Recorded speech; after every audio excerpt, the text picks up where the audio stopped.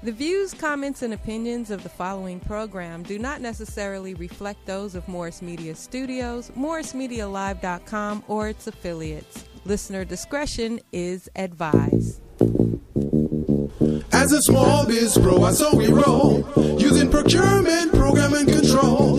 As a small biz pro, so we grow, using procurement, program, and control. I'm a businessman, yes, I'm an entrepreneur. Oh yeah, I'm a businessman, yes, I'm an entrepreneur. Oh yeah, I'm a businessman, yes, I'm an entrepreneur.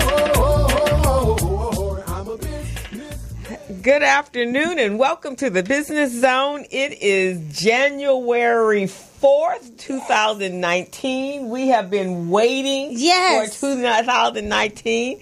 You are here with Crystal. Don. And Mr. Gilbert, Mr. Buchanan is on his way to Las Vegas. It's Girls' Day. It's Girls' Day, but we got an exciting, fun, with a whole bunch of men. Fantastic show today. We're kicking off the new year with a bang. We're going to talk about investments, and we're just going to talk about how to create wealth. For yourselves, for your community. This past week was Kwanzaa, and I'm a big component of Kwanzaa, mainly because of the fact that, Recycling Black Dollars, of which I'm the co-director for, and it really, what we're trying to do from a standpoint with our community, making sure that we're supporting each other and creating unity and working together and creating businesses that create wealth, that really resonates with who I am and the reason why I'm the co-director of Recycle Black Dollars. And the reason why I'm the co-host of Right. And we do it in our own way, but I think that one of the things, hey, that's my cousin Amanda Dixon. How you doing, sweetie? Thank you. She is she is in Georgia right now. That's where she lives.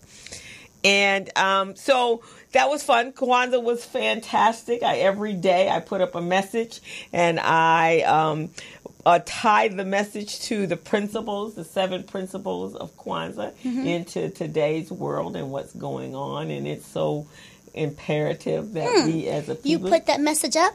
Every day on Facebook. Okay. I was diligent.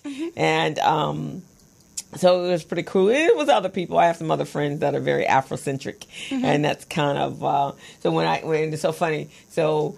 I would say to anybody during the week, oh, happy holidays or Merry Christmas and Happy Kwanzaa. They're like, oh, yeah, Kwanzaa, Happy Kwanzaa. So that was kind of the gist of my week. How was your week? My week was absolutely phenomenal. Okay. I didn't go on any dates, though, but anyway, it was still good. So the show that I told you about, since we're speaking of dates and it's the beginning of the year, and that's sometimes a person And I'm expecting a whole lot of dates this year, like date after date. I'm like, no, I'm so tired. Did you put that on your vision board? No.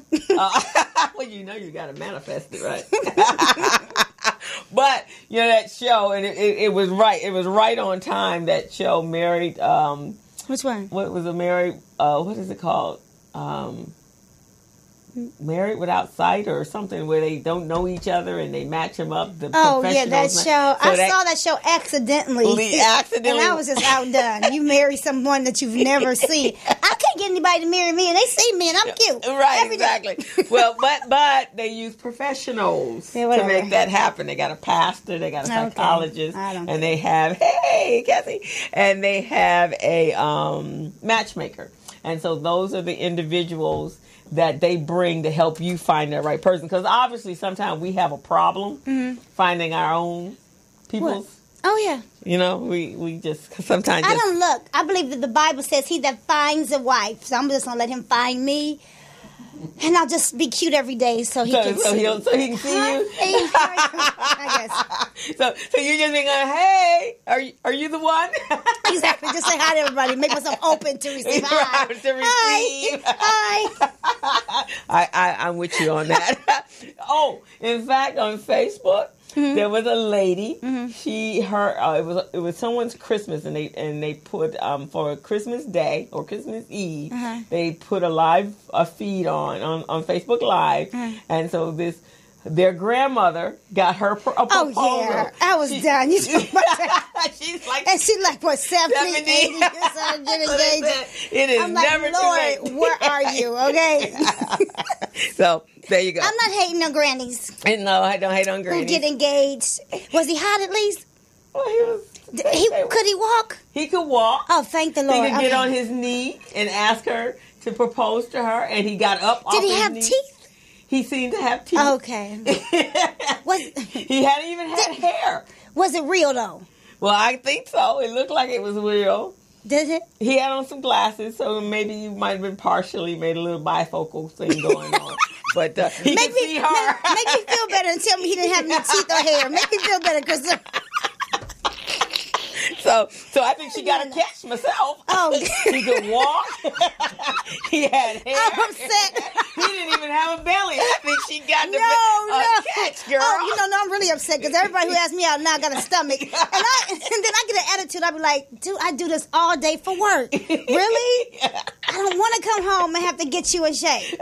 See, this is not my so life. I think she got the catch of the year. So, and then she's 70. She get a man that's in shape with muscles. With muscles, he gotta have muscles if you don't have a stomach. Right, he was flexible. He could get on the ground on his knee, and he could stand back up. Oh my God, he was in shape. He was in shape. He did a walking lunge after the marriage. Yeah, I'm walking lunge. There you go. So I'm upset. Speaking of marriage, one of my other Zumba, I know. My other Zumba class. Stop it! But I have to congratulate her. Miss Karen. Congratulations. She got married for Christmas. Every time I'm with her, she is always finding a way to give a shout out to her other instructors. But now I'm going to give a shout out to the original Zumba class, because tonight we're going to get down. Zumba party. And tell her don't be trying to sneak in my class and steal my steps. Your other teacher. No, I'm just joking. So what's happening tonight? Tonight we're gonna get down. What we're gonna do? We're gonna do some Zumba. You just be ready. Okay. You ready? Yeah, I'm ready. Because she was working out this morning, y'all. She did burpees and Lord half burpees. Have mercy. She tried to play me. I wasn't looking. Hold up. I said, how many did you do? She said 10. And then I turned away. I turned back around. And then she got weights in her hand. I'm like, Krista, you did all your burpees? I said, yeah, how many you do? 25. A liar. You gonna lie. Just 2 minutes ago you did 10. I was so hurt. Because you know Crystal, and Crystal is just so honest and above board. Those burpees was wearing her out today. She lied to me. I did 25 burpees. I said, when did you do those, Missy? I just turned around. And then they were full burpees, so that really wears me out. But no, listen, this is what she did. I need you guys to understand. She did 25 half burpees, which is pretty much a burpee. All you're doing, the only thing you're not doing is throwing your hands up in the air. So she did 25 half burpees. She did a second set of 25 full burpees. Crystal worked this morning. She did 50 burpees for you burpee people out there who scared. Yeah. At 50, my girl was like, yes. Actually, even though she lied. 3 sets of those. Yeah, she did 2 sets of half burpees at 25. She did 75 burpees. I'm proud of you. 75, right. So if you guys seen those pictures she's been posting lately in her bathroom, every time she gets dressed, she's, I'm getting sick of her. But anyway. But I give all credit to you. That's good promotion. I make sure you do. I give all credit to you. When someone says I look nice, it's because of Dawn. Absolutely. Every muscle I'm claiming. You claim all the muscles. I don't know what she's doing to other people. But I'm responsible for the muscles and that weight coming off. That's me. That's you. That is you. I have to give that to you. That is definitely But her burlesque class is probably what makes her sexy. Okay? Yeah, that makes me responsible sexy. For that. That makes me sexy. I love my burlesque. So we were talking this morning about one of my friends was like, Crystal's probably the sexiest woman I know. And so I go, like he was talking to me saying that. I was like, okay, well, I guess one of the sexiest women I know.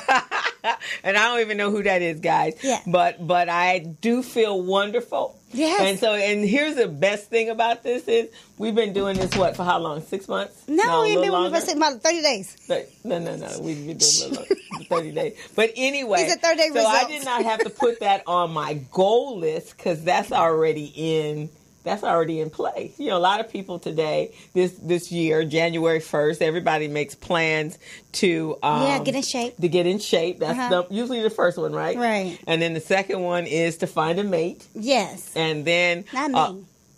Create some money, some additional income or wealth, or start the job or the new business that they've been wanting, or to look for a new job or a new home. Those are usually the top 5 or 6 goals that most people set for January, starting January 1.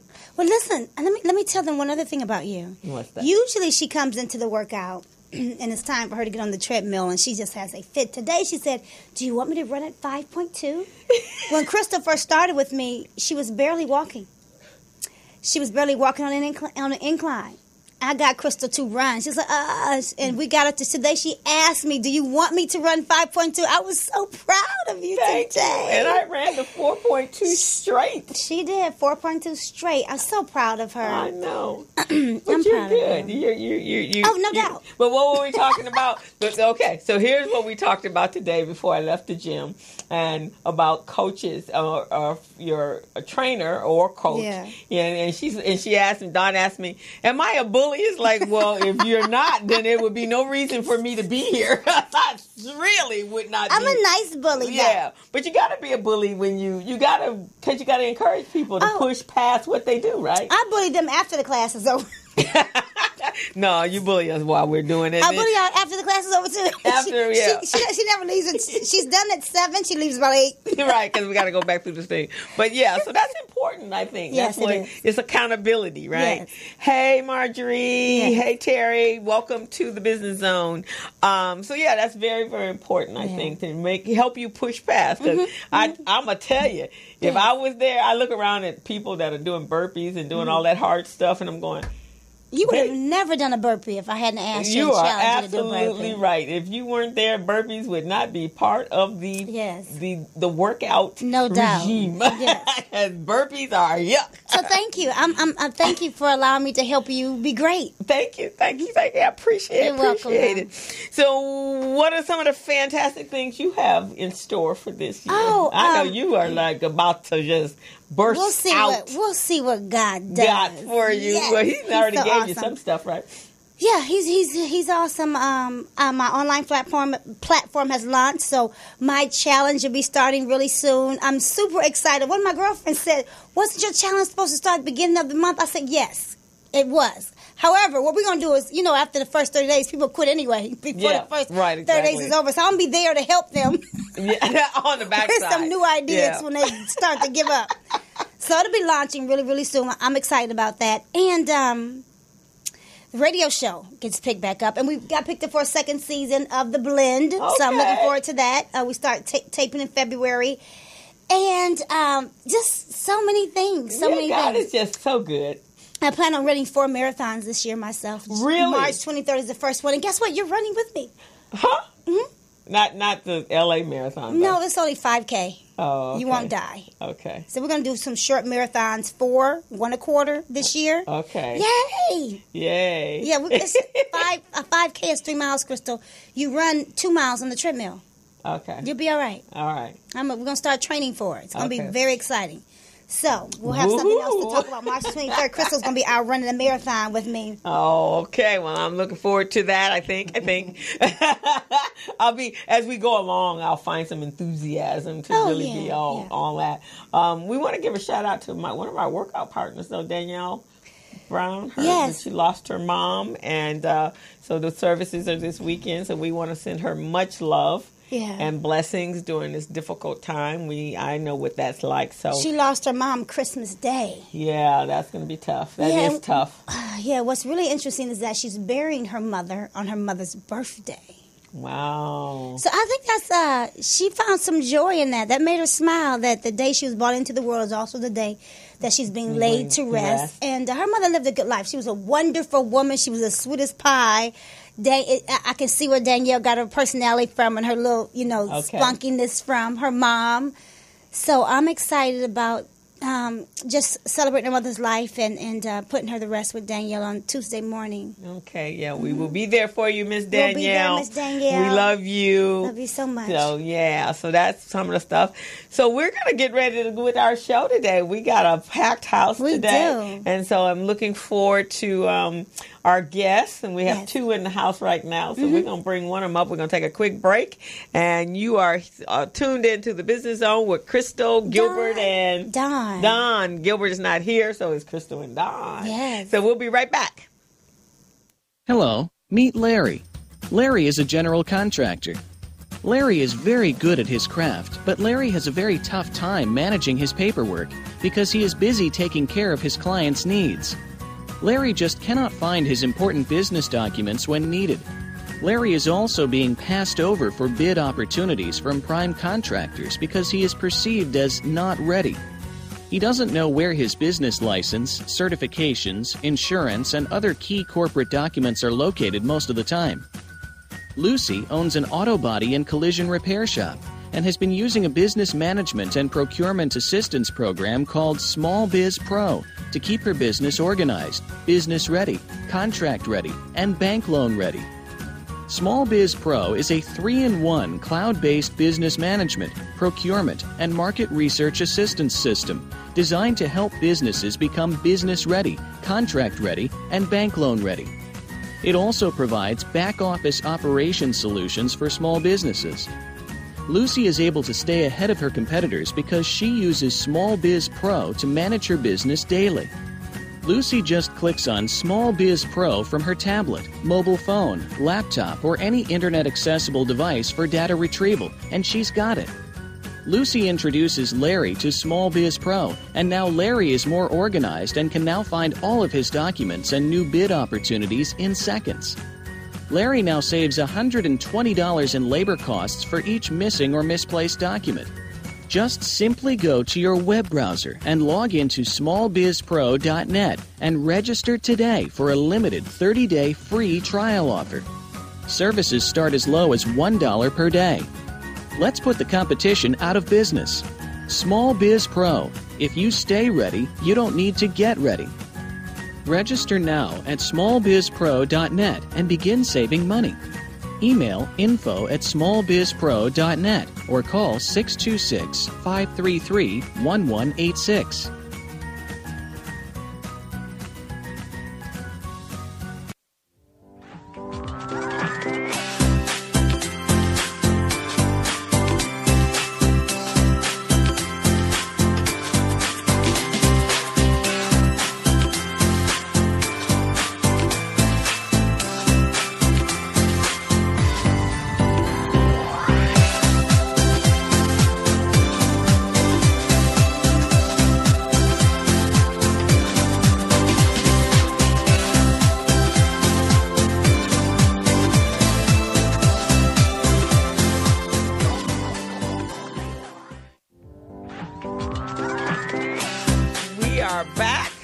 You're to the Business Zone with Crystal, Gilbert, and Don. And we have an incredible guest in the studio today. He's going to talk to us about creating wealth, which is really, really important, both for our personal lives, for our community, and for the legacy of our families.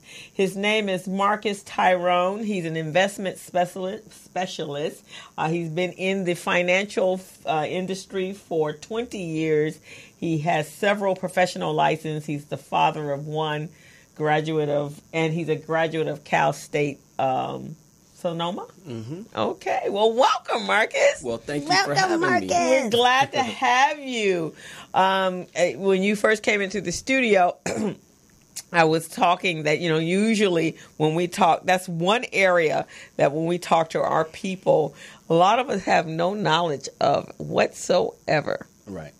And if they work for corporations, like right now, you work for corporations and you allow them to invest your money. Right. So right now, some of them are taking some real big hits because you can't. One thing I do know is that when your pension plans are invested in corporate pension funds, that's like a big mammoth elephant moving, so it doesn't move fast. Right. And so, but if you don't understand where and how they've invested your money, you could really lose a lot of. You're absolutely right. And people in 2008 lost a lot of money.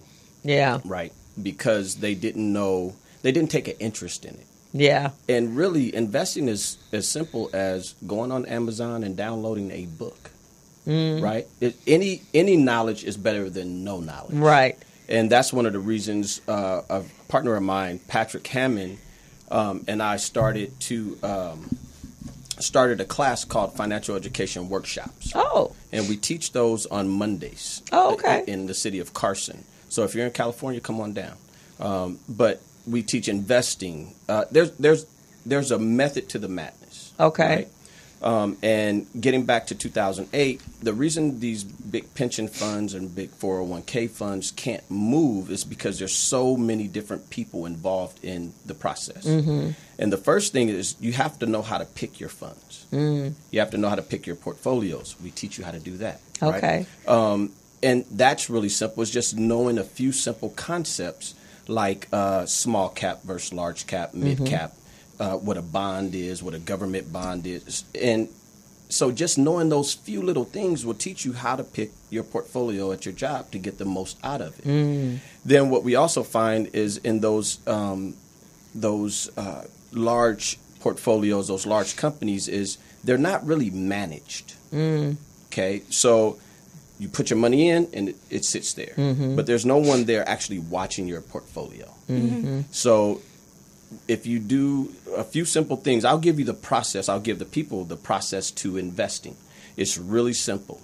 Your 401k to match. You usually don't want to put more money in your 401k than what they match. Okay. Because the interest rates are usually very low. Okay. Because you've picked the wrong portfolios. Right? Then secondly, you want to have a Roth IRA. Now, how many people know about Roth IRAs? They've been around since 1984. But they're a tax-free investment. I don't know what camera to look in, but right there. It's a tax-free investment for you. So when you go to withdraw it at age 59 and a half, which is the legal age, you can start withdrawing money. All the growth there is tax-free. Oh. But they're not all created equal. Yes. So what's the difference in between a regular IRA and a Roth IRA? Okay, so you have a traditional IRA and you have a Roth IRA. A traditional IRA, you can take a tax deduction off your taxes, right? But with the Roth IRA, you can't. Okay. Right? But they both grow tax deferred. And then when you get to the end of the Roth IRA, all the interest accumulation is tax-free. When you get to the end of a traditional IRA, you owe taxes. You owe taxes. So a Roth IRA is the best thing to have. Yes. Okay. Now, a traditional IRA has its place, especially when we're doing rollovers. Okay. So if you're going to roll, let's say you're retiring, you're going to roll over your money from your 401k. We're going to put that into a traditional IRA if that's what suits you best. Now, does it have an amount, a limit of how much you can have in your IRA? No. So, your contribution limit. Yeah, your contribution limit. So each one is $5,500 a year. Okay. Under the age of 50. And over the age of 50, it's $6,500 a year. Okay. Now, but when you're doing a rollover, you can put the whole as much as you want in it. Oh, but let me get back to the process to investing. So you have your 401k to match. Then you have your Roth IRA. Now you need a self pension. What is a self pension? It's an annuity. But those are specific to a specific group. Okay, and why if people in their 60s and 70s would go, I don't want an annuity, because back in the day they were horrible. Right. Okay. But now they've caught up with the times per se. Okay. And they have a place. The reason you want to have an annuity is for lifetime income. That's what an annuity is for. Okay, and then fourth, you want to have it. Now, if you're able to accomplish 1, 2, and 3, now you want to have go back to your 401k if you're still working and max it out. Most people don't know that they can max out their 401k. You can max it out. If you're under the age of 50, it's $18,000 a year. If you're over the age of 50, it's $24,000 a year. And so if I were just, let's say I was in my 30s or in my 20s and I'm now working for a company, it's never too early to really understand what you need to do to retire if you plan on retiring by 65, right? And it's probably better to plan that early and be much more involved in that process, especially if you're working for a company, right? Right. So if you can start at 18, which is the legal age, you can actually sign up for anything, start at 18. Okay. So for our listening audience today and our viewing audience and someone who wants to make 2019 a very good year financially, they want to start investing, they want to create multiple streams of income for themselves, what do you suggest the first thing they do? The first thing they do is call me and come and sit down. That's a good thing. That's the first thing you do is call me. But and how can they reach you? They can reach me at 562-881-8126. That's 562-881-8126. I'm about education. I don't want you to do anything until you're educated, until you feel comfortable, until you feel like, wow, okay, I get it. So come to our classes, our financial education workshop classes. The next one is on Monday. At what time? 7 p.m. Okay. In Carson. And if you call that number or text that number, I'll send you out the address and the flyer so you can make it. The first thing you need to do is resolve yourself that it's not going to be pretty in the beginning. Right. Okay. Okay. Because everyone's looking for the one big thing. Right. And I equate investing to like Tyson Bedford or Naomi Campbell. When they were 3 or 4, they probably weren't that cute. No. I don't know. No, Tyson really. Bedford might have been adorable. They could have been. But You said who? Tyson Bedford. Oh, okay. Yeah, he might have been an absolute dream when he was. at 2 or 3, I don't know. But once you gave them time to mature, Yes. time Okay. to grow, time to grow into their heads, right? Because Yes, most of us exactly. have big heads. Yeah, right. Yeah. When you're baby. But at 25 and 30, oh my God. Yeah, Right? exactly. That's investing, though. You're going to start with $50 a month. By the end of the year, you're going to have $600 plus a little interest. That's your first year. Now, your 10th year, you're like, oh, this might be okay. But by year 25, you're looking pretty daggone good. Yeah. Okay. Right? Which is what you've doing it for long And that's term. what It's you're not for doing short it term, for, right? And there's 3 different basic accounts that everyone should have. We can get into that at a later time. But there's a process to all of this, right? Now, did you go to school to be in financial planning, or was there a different route? How did you get into this? I took a different route. I started out after I graduated from college with a BA in communications, right, public relations. I got into sales. Right. I started in car sales. Okay. And I was horrible. So they put me in finance because I was always asking questions. Oh, okay. Right. And from the finance office at the car dealership, I went to mortgage loans, then to a mortgage banker, then to become a business banker with a prominent bank that everyone knows, and to what I'm doing now. But my earlier career was, I hated it because I was always putting people in debt. Everything that the financial service industry does is debt. Think about it. Your car loan, Right. student loan, Right. everything. You can borrow money from your 401k. That was the worst thing they could have ever done. Yeah. Right? Yeah. So the financial service industry is built on debt. Yes. It's not built on making you prosperous or wealthy. Right. So what we're teaching is how to get out of debt, how to get out of debt, right? Nobody ever wants to come to that Right. class because, well, how am I going to look like I have money if I'm not spending it? Right. So we want to get people out of debt. Then we're going to show you how to invest. Awesome. Yeah. So how long are your classes? They're about an hour and 15 minutes Okay. of solid information. Okay. Then we have about a 15-minute question and answer, and then we kick you out the door. Okay. Because we want you to come back. Okay. Right? We don't want it to be a 3-hour class. Yeah. Is there a like a 6-week course or? Yes. So, and I'll give you guys one of these flyers, but Session 1 is an overview of the whole entire course. Then we go into properly protecting yourselves with life insurance. Right.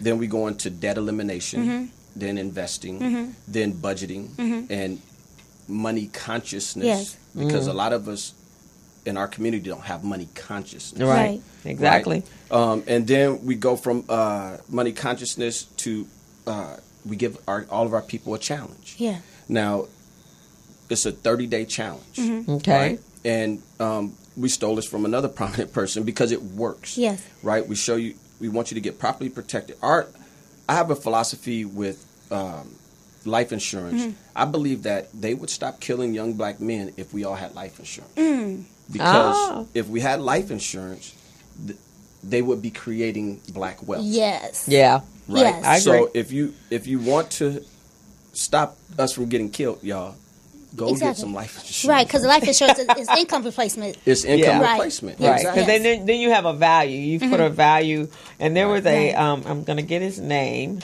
but there was his name is and I don't know if you've ever heard of him, but he became the first black millionaire, and his name is A.G. Gaston. A.G. Gaston. Yeah. Yes. So he was the first black man, and he did that by selling insurance and cemetery plots. Yes. Right. And then he became extremely involved in the civil rights movement.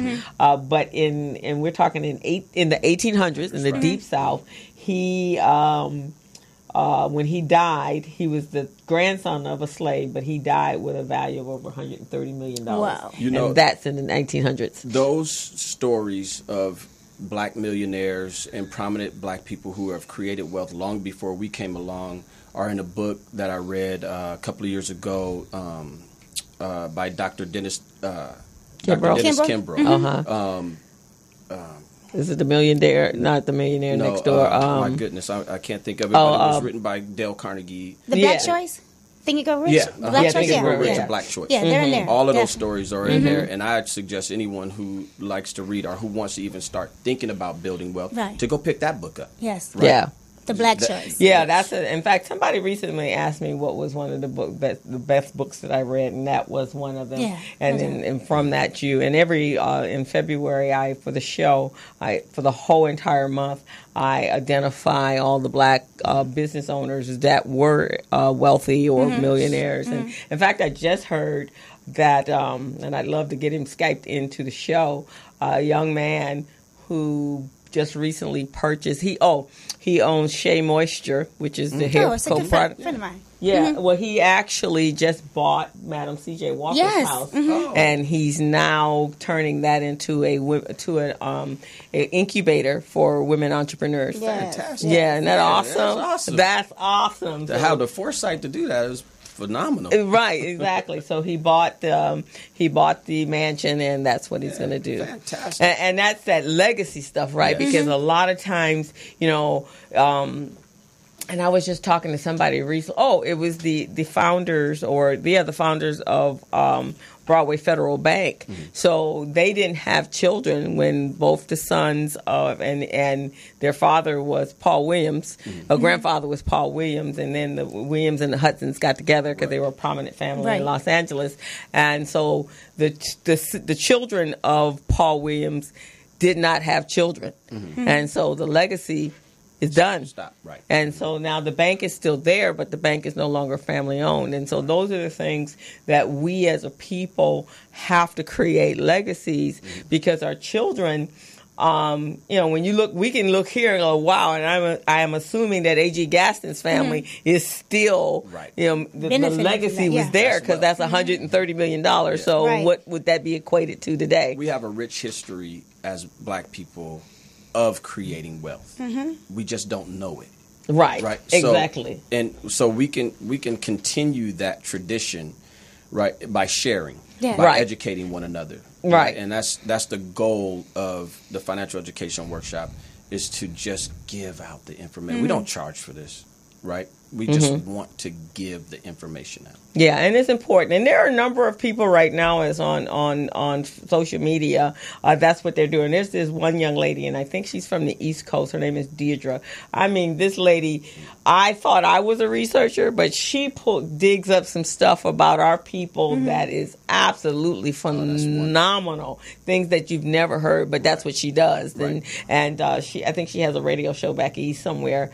But she's just very intrigued and letting us know that we didn't start at slavery. No. And even after slavery, there were our forefathers that were just doing some phenomenal things, and the inventions that we've created just out of necessity. Right. So to make our job easier for even working for in slavery, we created brooms and combs and and cell phones and microwaves and but when our young people, they don't know these things because that information is never disseminated. Right. Well, look, if I wasn't in investing, I wouldn't know the name John Rogers. Right. And John Rogers is phenomenal. Yes. Right. He started Ariel Investments, right? The black-owned mutual fund company. Yeah. I mean, come on, we do phenomenal things. Yeah, Golden State was a mutual fund, and actually, that was the area we started. We either had cemeteries and we sold burial plots. Yes. So insurance was really one of the top industries for us at the time.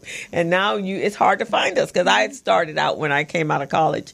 I started out in the financial planning industry, and I was in it for about 20 years. Okay, and 20 years, and then I decided to become an entrepreneur, and at the time when I came out, it was at the first recession we had in the fall was in 2000.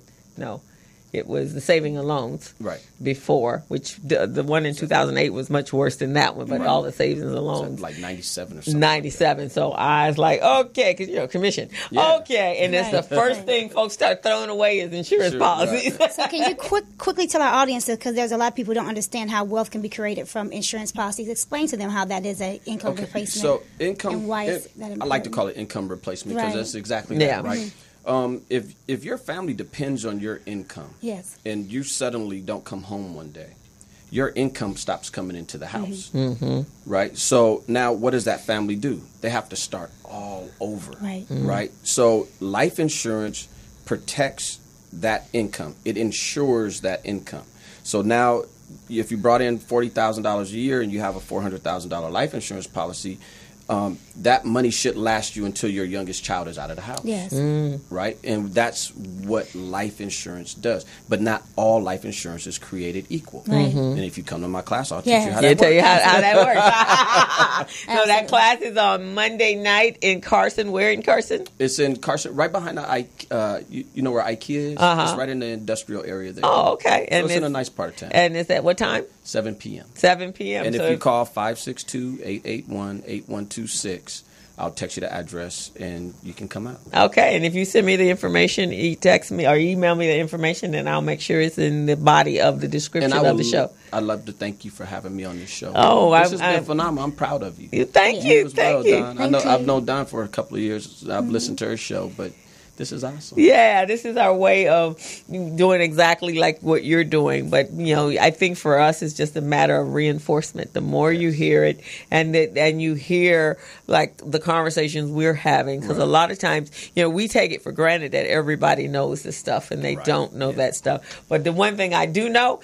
is as a people, we need to stop having GoFundMes to bury our loved ones. Yes. And we need to stop standing in between cars asking for money when we lose a loved one. We need to plan, because as my aunt used to say, death is inevitable.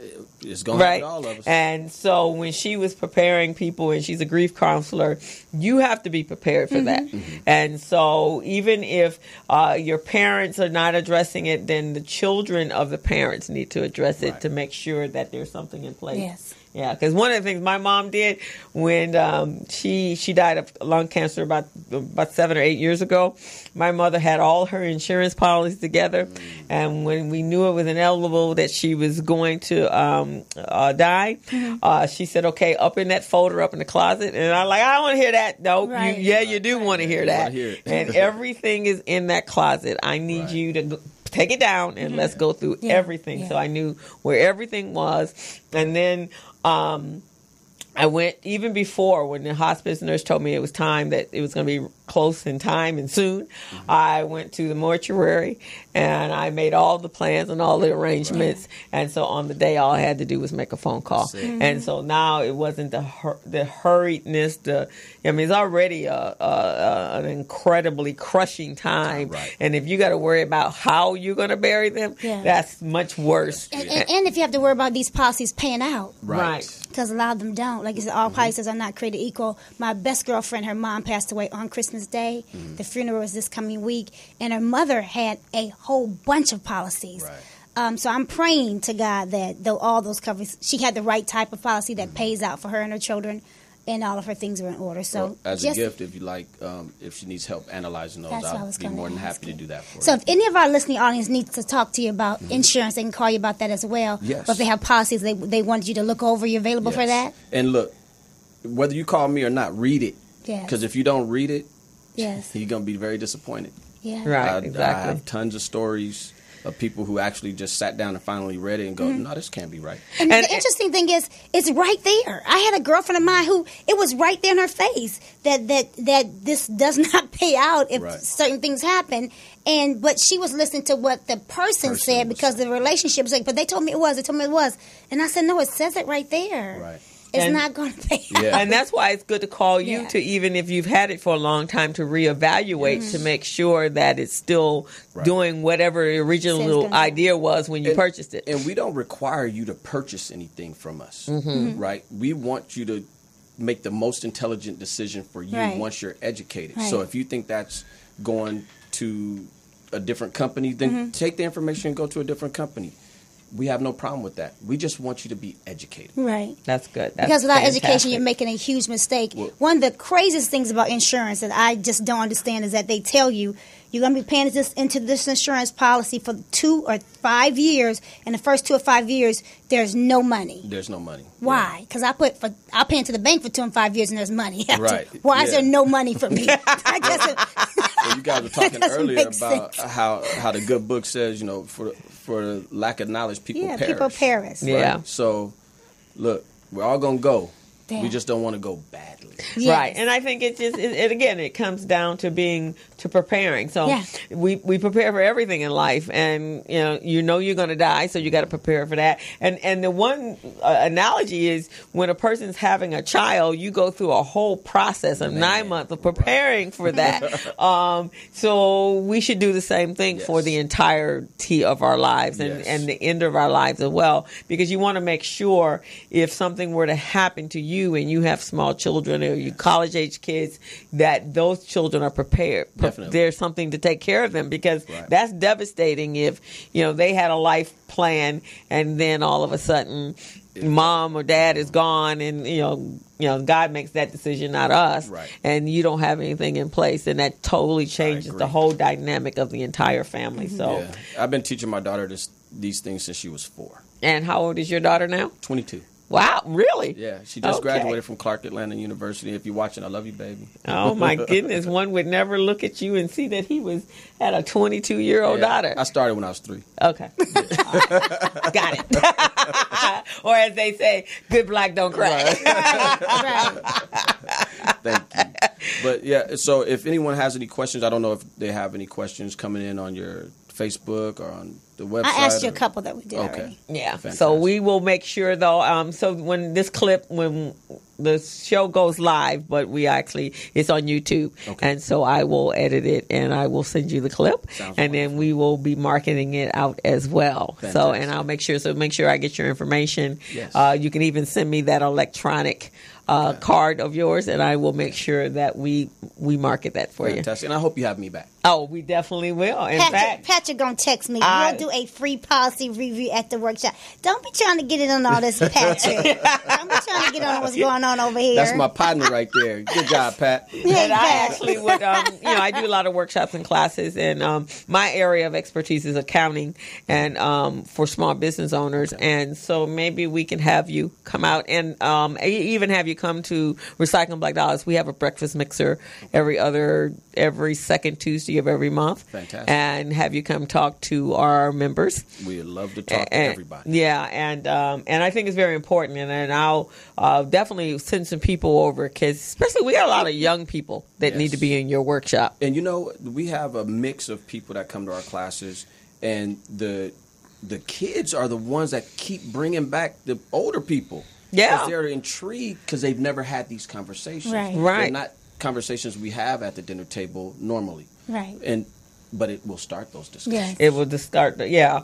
In fact, one workshop that I did one time was called reevaluating your assets, making sure that your assets were doing what they were supposed to do when you purchased. So a lot of people had to make some decisions. Fantastic. So we're going to go to break and get to the rest of our wonderful guests. It was amazing to have you here. So Great much. information. Thank you so much. And I most definitely will have you back. Fantastic. Thank you so much. Okay. All right. We're going to take a quick break and be right back. I'll be right back. Hello, meet Larry. Larry is a general contractor. Larry is very good at his craft, but Larry has a very tough time managing his paperwork because he is busy taking care of his clients' needs. Larry just cannot find his important business documents when needed. Larry is also being passed over for bid opportunities from prime contractors because he is perceived as not ready.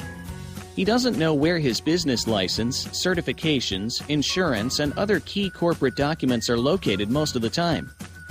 Lucy owns an auto body and collision repair shop and has been using a business management and procurement assistance program called Small Biz Pro to keep her business organized, business ready, contract ready, and bank loan ready. Small Biz Pro is a 3-in-1 cloud-based business management, procurement, and market research assistance system designed to help businesses become business ready, contract ready, and bank loan ready. It also provides back-office operation solutions for small businesses. Lucy is able to stay ahead of her competitors because she uses Small Biz Pro to manage her business daily. Lucy just clicks on Small Biz Pro from her tablet, mobile phone, laptop, or any internet-accessible device for data retrieval, and she's got it. Lucy introduces Larry to Small Biz Pro, and now Larry is more organized and can now find all of his documents and new bid opportunities in seconds. Larry now saves $120 in labor costs for each missing or misplaced document. Just simply go to your web browser and log into smallbizpro.net and register today for a limited 30-day free trial offer.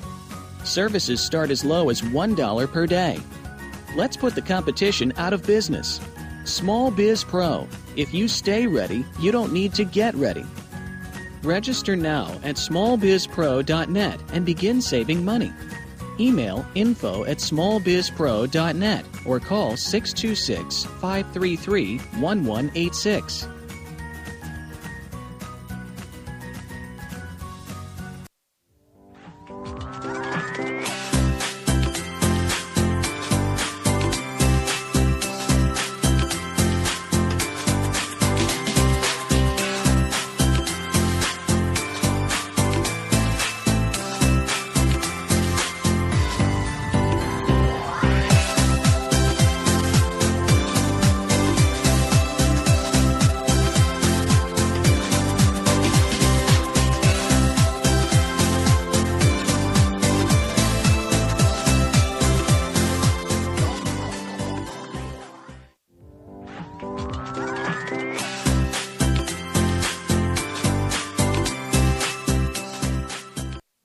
And welcome back to the Business Zone with Christo, Don, and Mr. Gilbert, Mr. Buchanan, who is not here right now, but he will be back next week. He is taking care of some business at the CES show, the one that's in phase, the electronic show. Mm-hmm, yeah.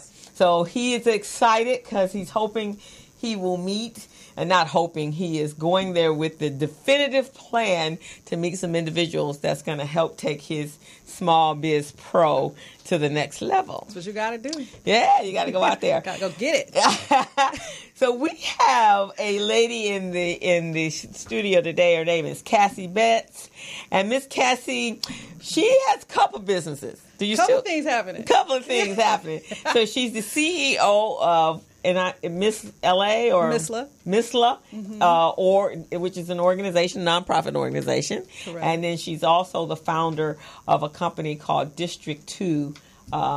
District 2 is a fashion tech company. Yes. Okay. So this young lady is unique. She's in technology. Now, everybody's always saying that black folks are not in technology. That is truly not the case.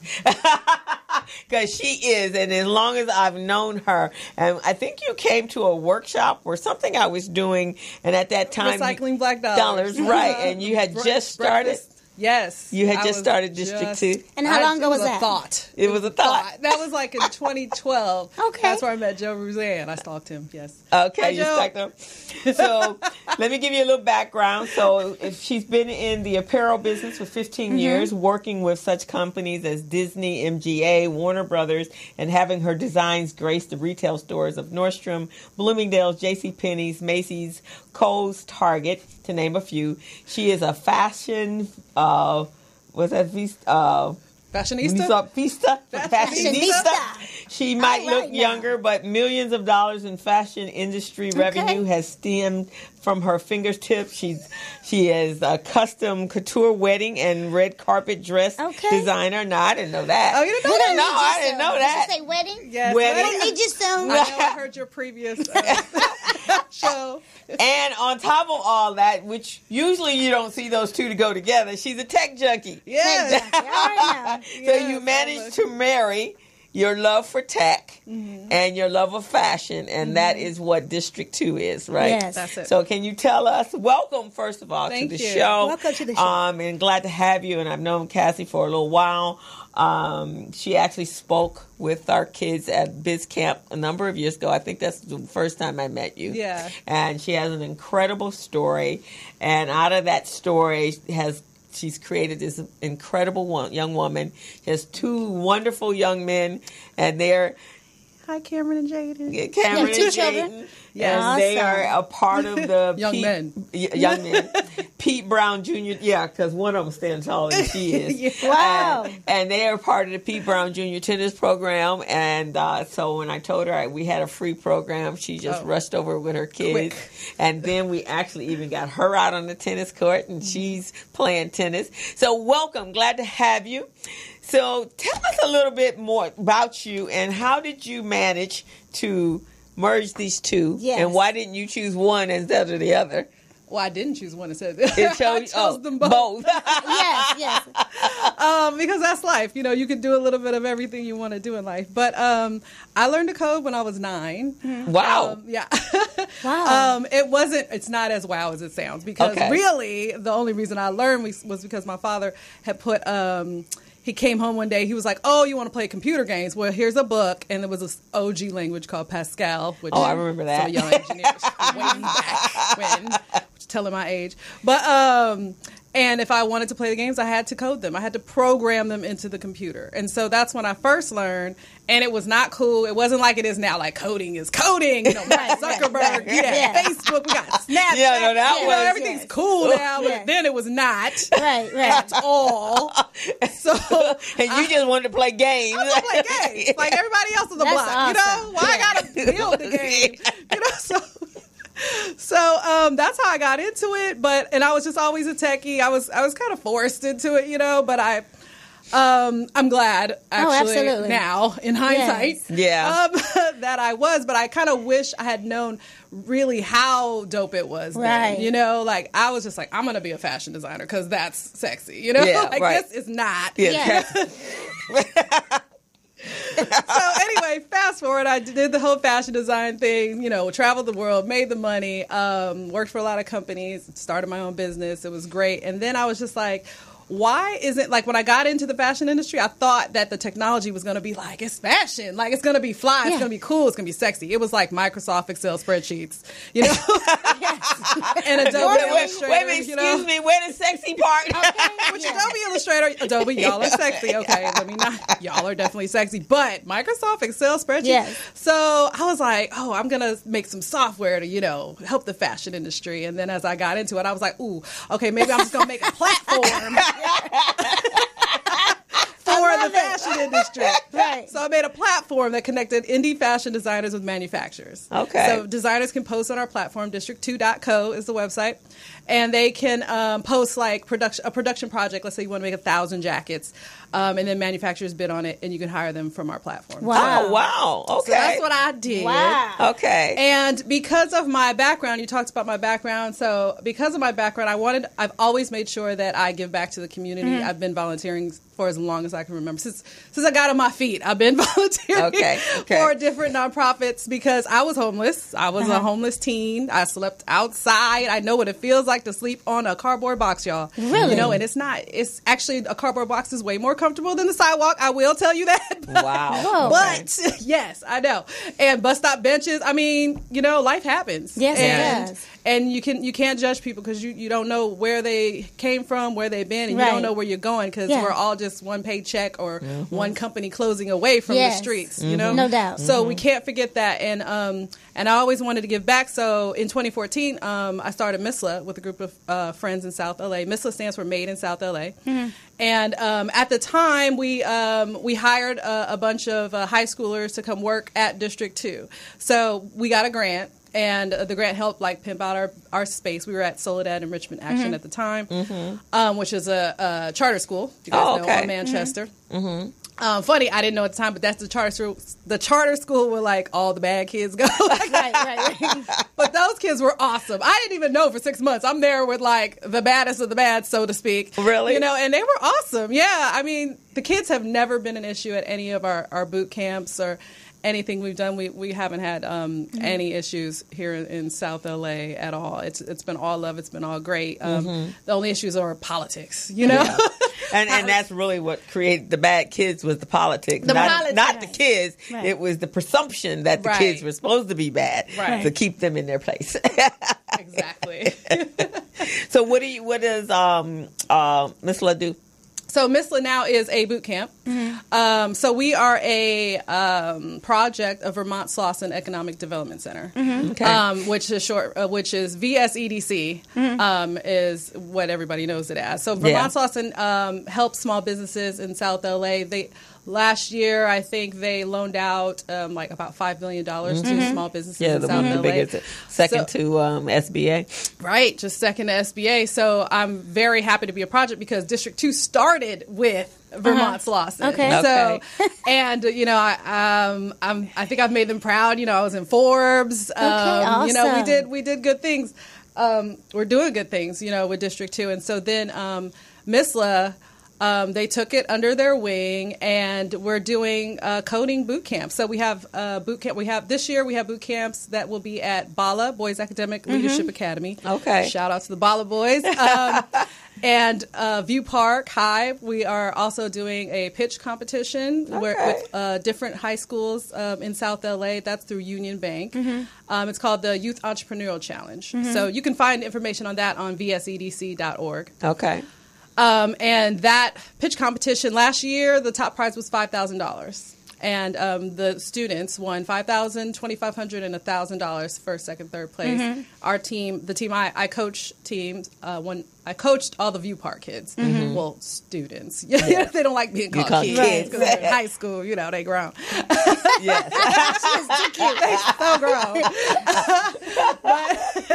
Yeah, they grown. And then it hurts them because I look like a kid. They're like, "Who are you going to be a kid?" You know, I'm like, "I'm so grown. I'm so grown." Right. So anyway, they won second place, and then we had a boot camp afterwards where they built their own websites. Wow. So now the really cool thing that our youth are doing are we're training them to code by building websites for local South LA businesses. That is awesome. So if you're a business, you need a website. That is awesome. MISLA.org. Hit us up and you'll click the Hire Us button and you'll see information about how to commission us to build your website. It's tax deductible. Really? We will we will look out for you. It's $1,000 normally, but if you are a South LA or a nonprofit business, we will So look it's out for you. $1,000. That's the rate for the website. It's $1,000, but we will look out for you. That's a good rate, though. That's a good price. That's really Call good. me and I will hook you up. Like, hook you up. So the kids that's come through your program, are they enthusiastic about tech, and are they going to college to pursue a career in technology? They really are, especially like the middle schoolers. I was kind of dreading like working with middle schoolers, but after I got there, I was just like, oh my God, they're so into it. And I think they're not as jaded as the high schoolers. High school, y'all. Yeah. Y'all know who y'all are. Uh-huh. They're a little like, they're high schoolers. They're so cool. They got it all figured out, you know, and they're a little harder to kind of like, you know, say, hey, why don't you look into this technology thing? Because in 2 years, you could be making, you know, good money. I took a 6-month boot camp with Code District. Shout out to Code District. I got a scholarship. It was in Torrance, and it was hard. Okay, Michael Dyer, my instructor, kicked my butt, and he called me the weakest link. Yes, he did every day. The weakest link. That was like, I was the worst coder. Okay, Really? I really was. I was the worst. I was the weakest. I got up to the word. He was like, "Okay, write out the JavaScript for a Fibonacci sequence," and I was like, "Okay, I don't know." But by the end of the class, I was coding. You know, I was writing the code on the board. JavaScript is not a game. And how long is the class? It's 6 months. 6 months. Yeah, but you need like a good 2 months. Like what we teach is kind of like the precursor to that boot camp. Like that is like you're going to work like the people who took that boot camp, like they have jobs. I think they're starting at like $70K. What's the age group? That Code District is grown, is adults, 18 plus. And but we work with MISLA works with 10 and up. 10 and up. It kind of depends on what where we're from at. MISLA, they go over to the boot camp. From MISLA? MISLA, well, not the 10-year-olds because I mean that would be great. I mean, But you said 10 and we're up, working so if on they're that. 18 years old, then they can go over to the... But then they can go over to Code District. So yeah, shout out to Code District because they are very serious about diversity, and you know that's why I created MISLA was because we wanted to really work on the diversity, diversity in tech. I mean, it's a problem. It's a big And it's problem. interesting because sometimes I think because we don't understand it, so as adults that we figure everything is all preset for us, right? And especially when you could websites are preset and it's just drag and drop, that they don't see that it's so important for our children to learn that. I remember one of the companies that I worked for, last company I actually worked for, there were young kids. It was right at the early stages of the .coms. And I remember a 18-year-old kid came in. He had taught himself how to program, and he came in making $70,000 at 18 years old. How do you teach yourself? It's on YouTube. You can just teach yourself how to code. You really can. Actually, you really can. I think you teach yourself anything. It's on YouTube. Some tools, some good websites I like. Udemy, UDEMY, Udemy. Udemy.com, I believe. Really? Coursera. I believe Coursera has MIT classes on there. And MIT, basically you could take the whole MIT curriculum online. It's available to everybody. It's it's available, but it's intense. You know what I'm saying? How much are these courses? So our courses, they run $750 per student. However, again, we will $750 $750 for the course to $1,500 because we have different courses, which I'll talk about in a second. But we give scholarships, lots of scholarships, and we don't want money to be an issue, you know. So we get grants in order to be able to do the boot camps completely free if we get enough grant people. And that's not. That's doable because the Biz Camp we get that fully funded and it's like a $1,500 value per child. Yes, and we get that fully funded every year. So far that's what we've been doing. We're getting them funded by different means. I want to give a shout out to my partner Sean Fitzpatrick, who is like a super hacky, techie, geeky guy who I could not hack all these laptops that we have to literally hack these laptops to work because they're so old. I like her. That we have. So good looking out, Sean, of Teamwork Team Studios. So some of the things, can I talk about some of the things we have? Yes, please do. So I do have a big announcement to make that I'm really excited about. So Vermont Slauson Economic Development Center, VSEDC, owns a 10,000 square foot building on Slauson and Western. Well, it's on Western, just It's south like of 67th or 68th, somewhere like that. Yeah, Slauson and Western. And so it currently serves as a business incubator right now. There are businesses there that they rent out rooms for a discounted rate. They have workshops and seminars for the businesses. BSCDC.org, y'all. It's awesome. I am a fan, clearly. Now I'm their lead tech consultant. Oh, okay. Terry Goubertin's one of my favorite people. Terry, yes. Joe, Greg, Terry, all of them. Yeah, Joe's my other. He's definitely a fan of RBD, Recycling Black Dollars. Terry's so funny. Yeah. Okay, but so we are working with the Annenberg Foundation through Pledge LA in order to turn that 10,000 square foot center into what I like to call as a creative collective, where we're focusing on tech and entertainment, and we'll be doing boot camps for web design. We have video game and animation and video game programming classes coming up right now. Wow. Before we even finish remodeling the location, I mean, we're like, hey, let's just make it work with what we got. You know, we got old computers. We can hack those to work. You know, we gonna make this work. Some of y'all geeks, y'all need to call us because we were doing really cool things. Sean is freaking genius on those computers. I can't believe how he makes like a 1995 computer work. Really? Amazingly. Really? It's brilliant. Because my computer broke down yesterday. I'm coming over to your house. I mean, he was taking it apart. So I'm also the technical. I work with Black Women in Tech. Okay. I'm director of tech learning for Black Women in Tech, and we're talking about doing a hardware class where we take apart computers. Oh, wow. And put them back together again, kind of like what Sean and I are doing with our boot camps, where they can, the students will learn how to, put the computers together from scratch. And the founder of Black Women in Tech is like super into hardware. And what's up, Lori? If you're watching, phenomenal. My nephew, he blew us away last Christmas. He was it was like his little factory, and he was in there, and all this stuff kept coming to the house. He's like, "What you getting ready to do?" I mean, big boxes, and he goes, "He like, what you building?" Yeah, what you building? And my sister's all, "You're not building a bomb in your room, are you?" What you doing? So she says, he says very nonchalantly, "I'm building a gaming computer," and we're like, "Who told you how to do that?" The internet. And so he got all his stuff in, and Christmas Eve or 2 days before Christmas, he was in his room for 24 hours.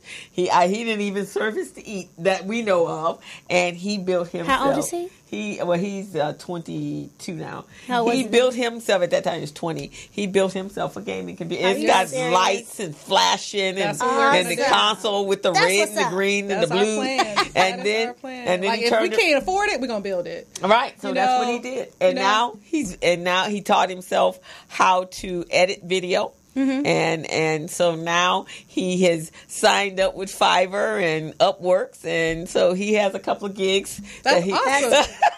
See, y'all, I'm telling you, like, you can teach yourself, and there's all these resources. Yes. In and around you. I mean, some of the resources that I work with directly. I'll just name a few. Like Steam Coders is one that's working out of. They teach middle schoolers how to code. Limitless Academy, they do robotics. The Brotherhood Crusade. Yes. Yeah. You know what I mean? Doing big things. Who else? And then I guess we need to, once our kids finish the biz camp, we need to move them on over to you. We've been talking about that. Yeah, because a lot of those kids, when they create these amazing businesses, quite a few of them are tech. Quite a few of them have app type of businesses. Some work in app. Some should work as platforms. But of course, they create the concept and the feasibility of it, and then maybe we can move them on over to you, and then they can actually. It could become an actual reality product. It really can. And I remember when I had this thought of like students building an MVP. I remember when I built my MVP, I mean, it cost hundreds of thousands of dollars, literally. Right. So the concept of like a student building an MVP was like, this is just not fair because I spent so much money. I mean, it's not to the extent of my, District 2, but still to have something live online that does anything, that takes emails, that, people can buy pre-sales or whatever that does anything is pretty impressive. It is. To do. So I was just blown away by the students, by the team that helped put this whole curriculum together. Shout out to Chris. I've called him my fairy godbrother because he's like this brilliant engineer who just comes and sits with me and helps me hack things out, and that's what I love about the tech community. Like, they're so helpful and giving, and they'll show up and they'll show out, know, and especially if you tried. Right. I'm like, look what I tried to build. And they laugh. Let me help you out. Okay, let us help you. I told you I was the worst coder in my class. So, are young women getting into? Because I know because when you earlier, I think it was sometime last year, and they were saying the percentage of women that work at the Googles and the Yahoos are very small. I think it's 4%. I want to say, don't quote me on that, but I'm pretty sure it's about 4%. Yes, in tech small is women, number. 1% is African American. It's very small, and it hasn't changed for a very long time. So what I find, which is very interesting in our coding camps, from little girls to adults, are the girls are like kicking the boys' butt. Oh, yeah. I mean, why is it that tech is all men when the girls are the ones that are really... It's somewhere around adulthood where somewhere we get in our minds we can't that is do is it, a boy thing? Something. I don't know, So, I mean, in my coding class, definitely the Asian boy was the best coder. Yeah, well, they have. I think because of the whole gaming thing with them. But you're right, because even when we had the Biz Camp this summer, we had the girls. It was like the second day in both camps. I went to my colleagues and I was like, the girls gonna kick their butt. Mm-hmm. And in one class, we separated the book because they were misbehaving and they were getting on the girls' names. So we actually had girls on this side and boys on this side. Uh-huh. So someone came, and one of the guests came, or one of the mentees came to talk to the kids. The mentors came to talk to the kids. And they're like, why you got the kids separate? I said, because the boys are over here acting silly and the girls are on it. They're writing their business plan. They need to be. So we did that as a punishment at first. And then for the rest of the camp, the girls like, no, keep us separate. We want to be on this side of the room. They can be on that side of the room being silly. And we had middle schoolers. So, middle school girls are much more mature than middle school boys. That's what I will say. Because they're like, the women will take over. They will take over. So, wow, you are really, I didn't realize impressive. How much you were into this. I'm so into it. I mean, I think the strongest thing in life is a mother's love. You know? Yeah. And I needed to make sure my boys were okay. I'm hard on them. They grounded right now. The oldest is grounded because his report card. Oh. So they are coding right now. Yes, they're coding and getting paid. And how old are they? 15 and 10. And they're getting paid right now. How much is your 10-year-old getting paid to code? He got paid $13.75 an hour, which for a 14-year-old, he was 14 then, is pretty good. No doubt. And that was his first job, Really? And the 10-year-old, he gets a stipend. So the ones that are too young get student stipends. Okay. That is awesome. Yeah. So another question. What time do you hold your classes? Is it weekend or evening? So it kind of depends. For a 10-year-old? It really depends since our center is not fully functioning yet. Right now we do it out of different schools and locations. So the Boys Academic Leadership Academy, I think it'll start in February, but it'll be only for the boys at the Boys Academic Leadership Academy. View Park will also be only for the View Park students. But we will have one for the community at either it'll be at Vermont Slauson headquarters or it'll be at the 10,000 square foot space on 6109 Western is the address. And that will be video and animation and video game design and development will be on Saturdays, either from 1 to 4 or 2 to 6. We're still kind of working through the all the details, but if you just follow us, Misla on MISLA, or at The Real Misla on Instagram, or at The Real Misla on Instagram and Twitter. And I think it's Made in South LA or Misla on Facebook. You'll be able to, or just go to our website and sign up for the the newsletter. You'll get emails about what's happening and where. And you can also apply for a scholarship at misla.org as well. And then Also, vsedc.org, the youth division page. There's a lot of things. By youth, VSEDC is funny. By youth, I think that for them, a youth is anyone like under 35. So what's the best way to reach them if they're interested in your project right now? Because you gave out so many emails. What's the best one to reach you at? Misla.org. Misla.org. Yeah. MISLA.org? Okay. Yeah, Misla.org. You'll see everything there that you need. You can connect. That is you can always find me. Fantastic. Wow. Yeah, because our kids, a lot of times their schools are not fully equipped to do that.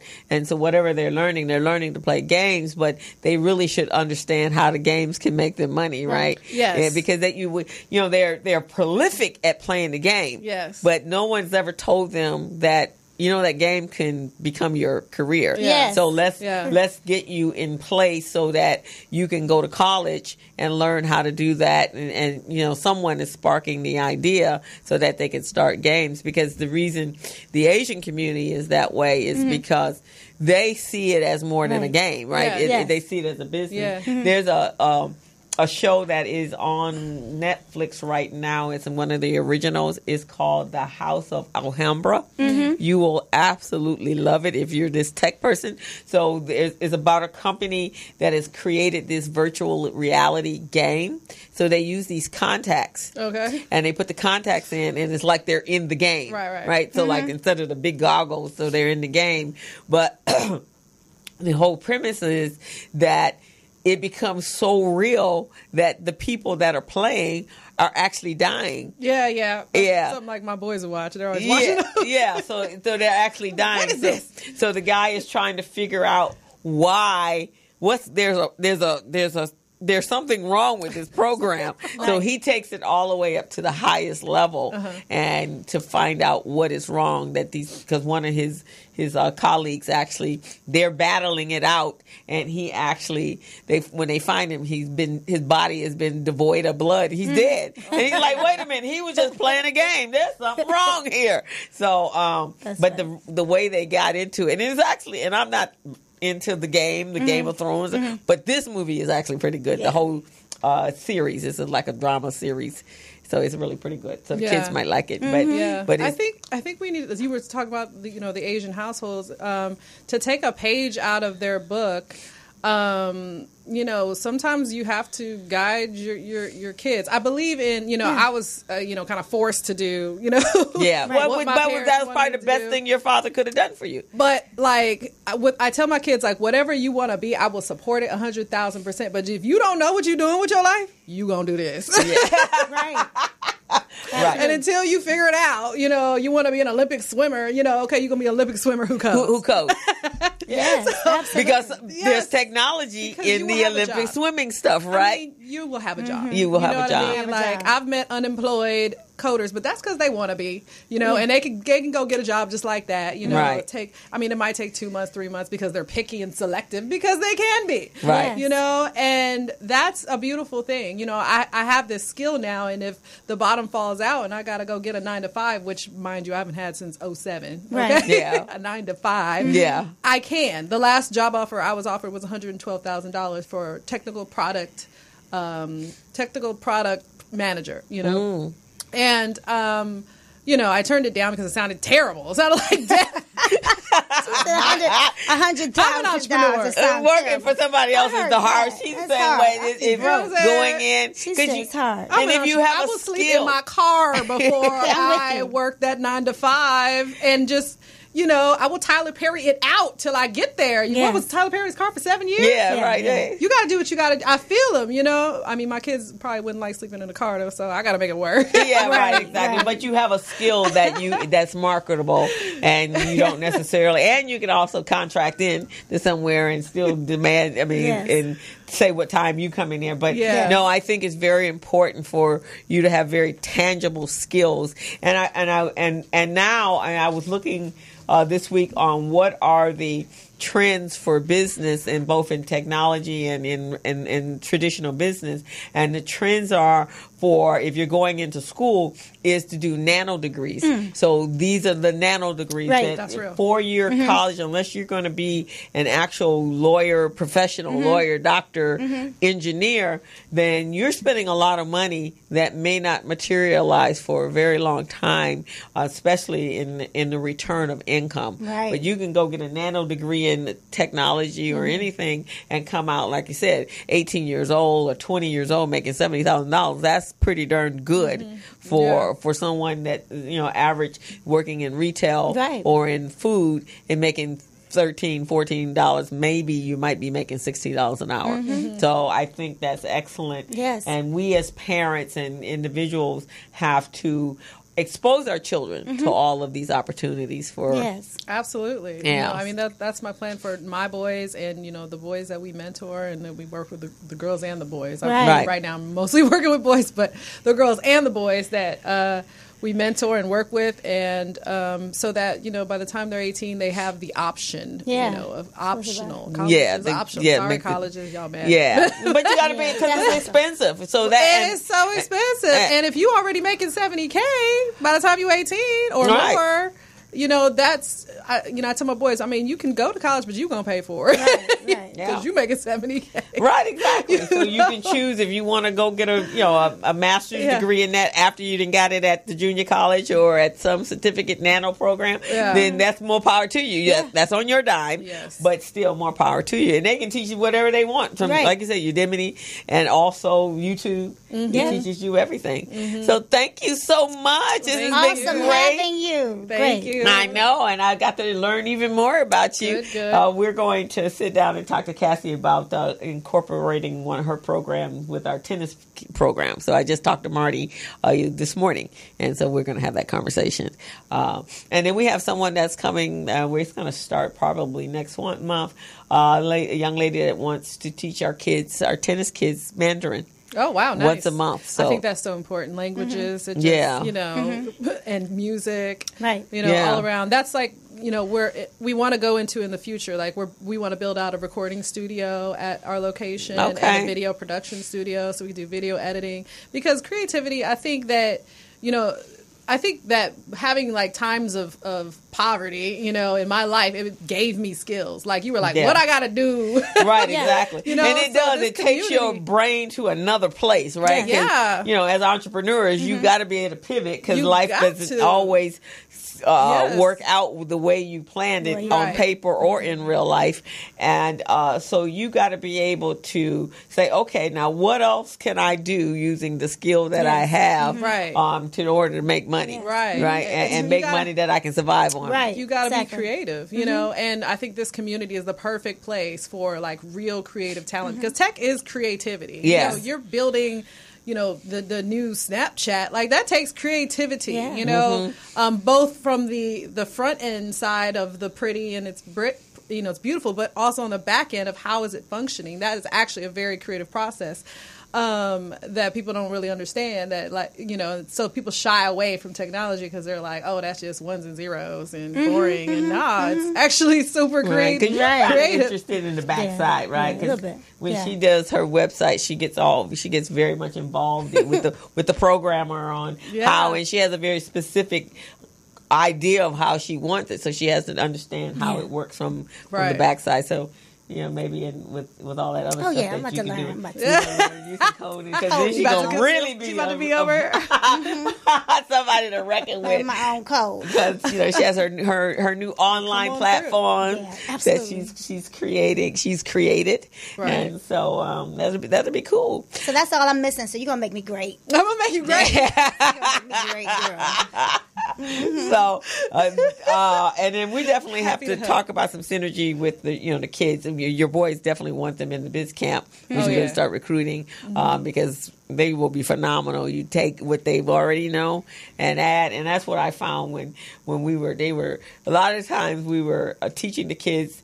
You're like, dang, we got to teach them Microsoft and how to use PowerPoint before we can even get them to do their presentation, because Right. that's just in some of their and into this day and age, it's amazing that there are some schools that don't have computer labs and the kids have absolutely no access to computers at all. It seems to be most in all the ones that I've been in the last 4 or 5 years. The Really? fact that we have to do computer science 101, like open the file, Yeah. save here, Yeah. like copy and paste. Y'all don't know copy and paste. You know?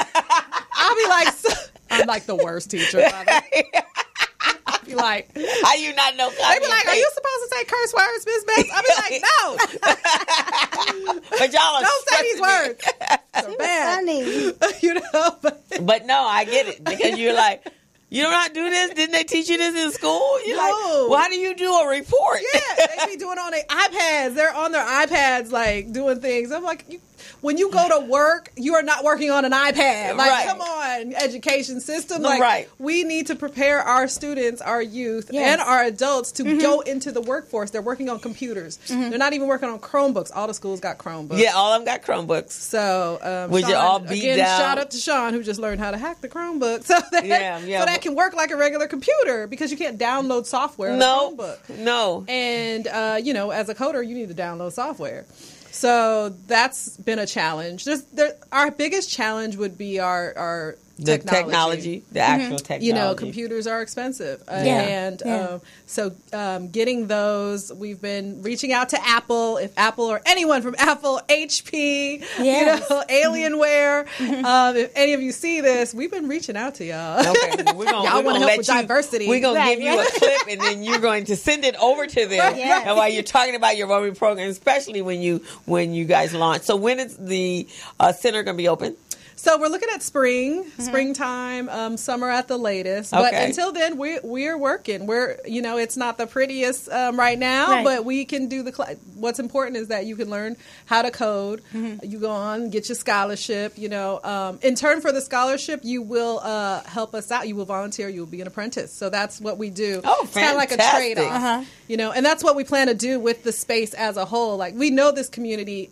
We're not the next WeWork. We Yeah. can't be a co-working space like WeWork because this community can't afford WeWork. Right. WeWork is not for us. Yeah, right, in exactly. this community, so we need a center that is for the community. So the community has talent. They can paint. They can, Yes. Yeah. They It can has come in talent. and work. They can volunteer. Yes. They can clean. They Absolutely. can, they can. Once they learn to code, they can help build websites. Once they learn social media marketing, they can help. Once they learn gaming, whatever they learn, they can work right away. And so that's the point, to get everybody working right away for the community. It's very like community I centered, love it. Absolutely fantastic. Yeah, so I hope to see your organization, other Yes. nonprofits there. You can do your classes. Shout out to Candy Lewis at Positive Results Corporation. I love Okay. what she's doing. Yeah, because she's doing some awesome stuff with the she's homeless. working with the kids, with the homeless.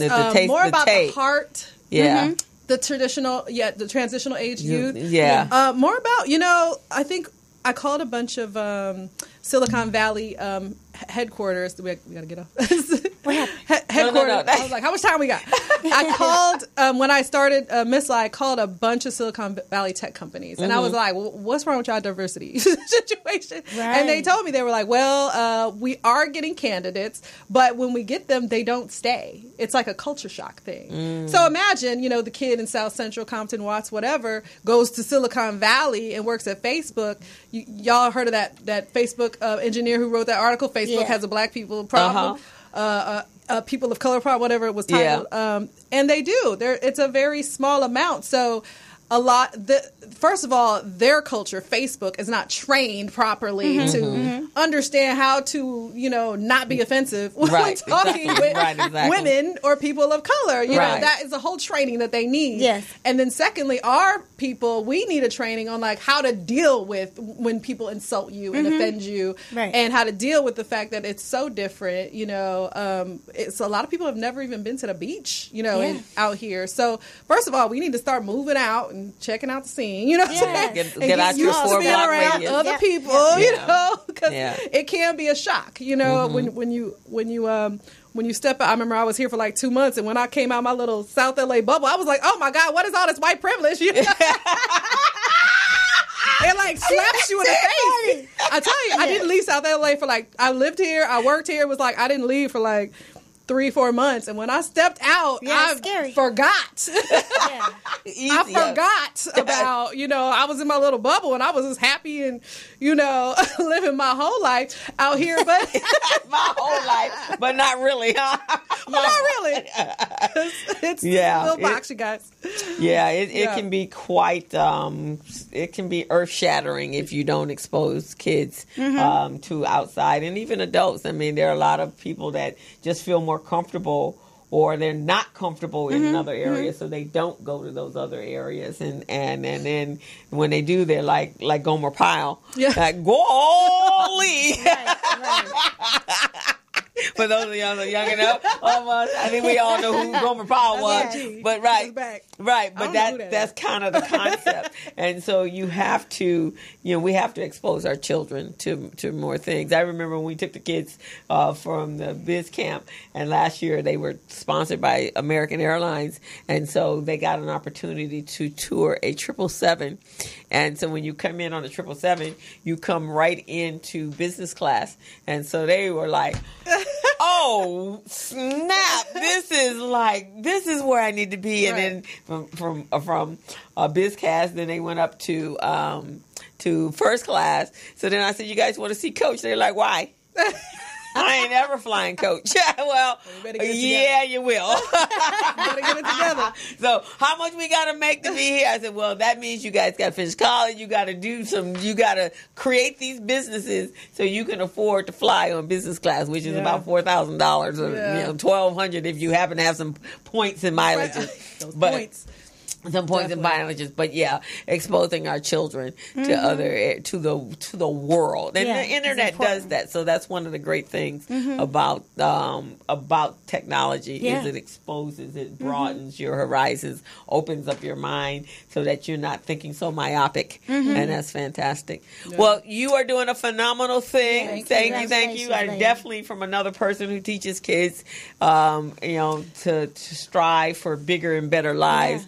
I commend you because there's not a lot of us out here that work with babies. Yeah, it takes a lot. You got to be really dedicated. You got to be dedicated and committed to them. Yeah, and because it's hard because sometimes you got to get past all that other stuff that they do, and all the other stuff that their mamas have done to them with their daddies, and so. But just I know from working with kids as long as I have that the rewards on the other side when they become adults is phenomenal to see them to be well functioning and doing their thing. I just saw some kids of my ski program, their dads now, and they were both the two brothers holding their babies, their baby girls. I'm like, oh my God, this is absolutely. I'm so proud of you guys. I felt like I had to. I felt like it was my obligation. I mean, I was that kid. So I was that kid, and someone somewhere, helped me out and guided me. I've had so many mentors, so many great mentors to just say, okay, look, let me just help you out a little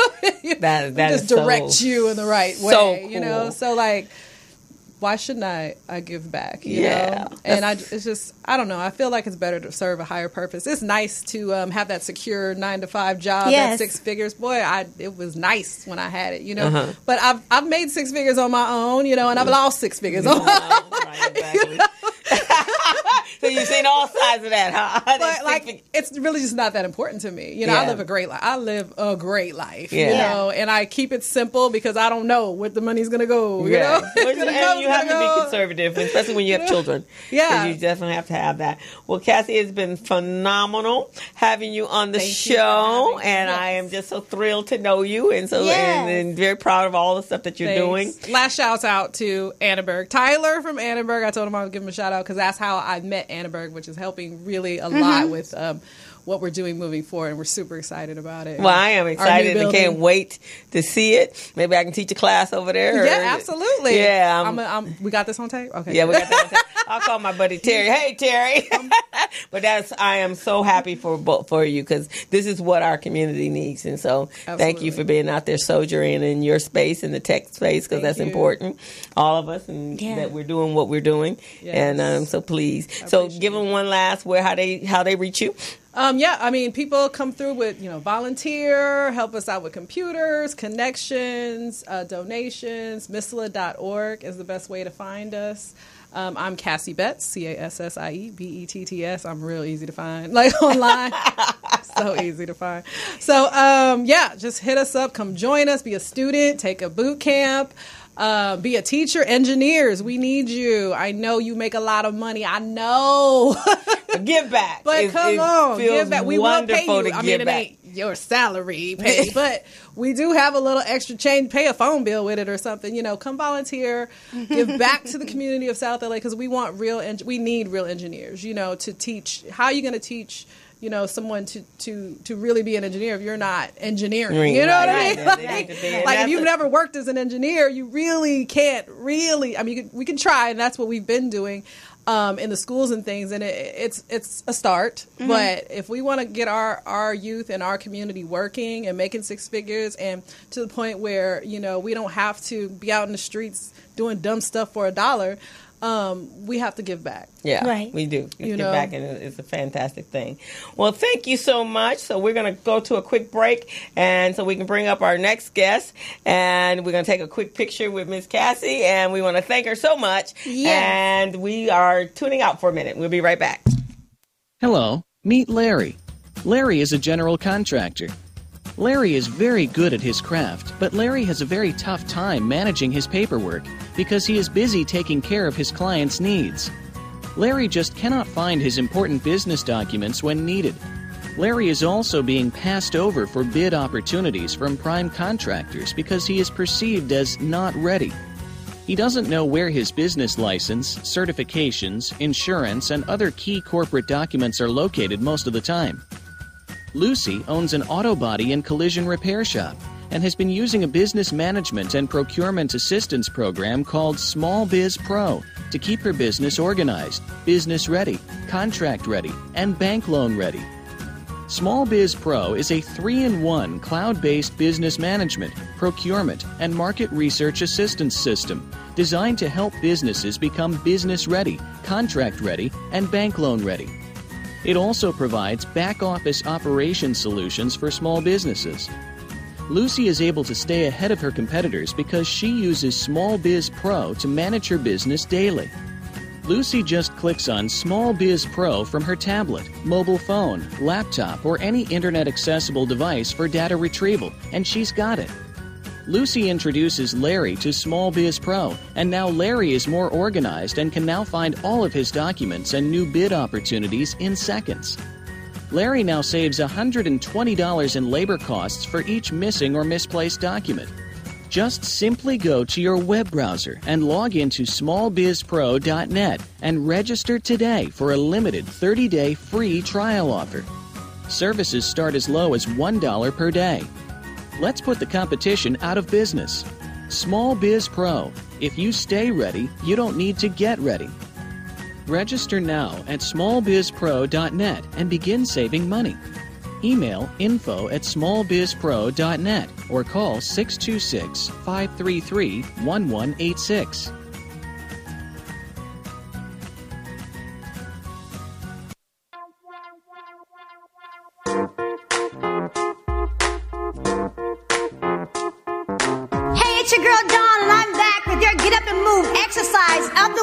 We're focusing on our lower body. We're building those glutes, working those quads and hamstrings with a switch lunge combination, starting with your knee up, out to a side lunge, power back up to a knee, reverse lunge, and a switch. Knee, side lunge, knee, reverse lunge, and a switch. Come on, knee.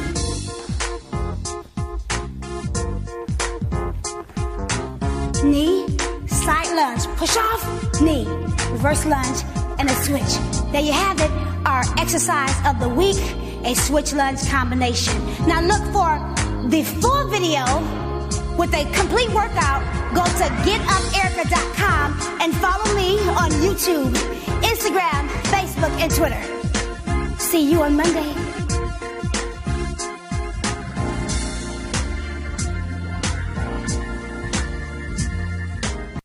Hello, meet Larry. Larry is a general contractor. Larry is very good at his craft, but Larry has a very tough time managing his paperwork because he is busy taking care of his clients' needs. Larry just cannot find his important business documents when needed. Larry is also being passed over for bid opportunities from prime contractors because he is perceived as not ready. He doesn't know where his business license, certifications, insurance, and other key corporate documents are located most of the time. Lucy owns an auto body and collision repair shop and has been using a business management and procurement assistance program called Small Biz Pro to keep her business organized, business ready, contract ready, and bank loan ready.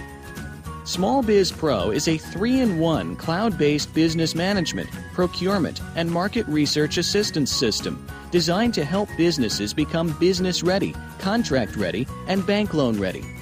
It also provides back-office operation solutions for small businesses. Lucy is able to stay ahead of her competitors because she uses Small Biz Pro to manage her business daily. Lucy just clicks on Small Biz. And we are back at the Business Zone with Crystal, Gilbert, and Dawn. Dawn had to run out. She's got a trainer. She has a client that she needs to train this evening.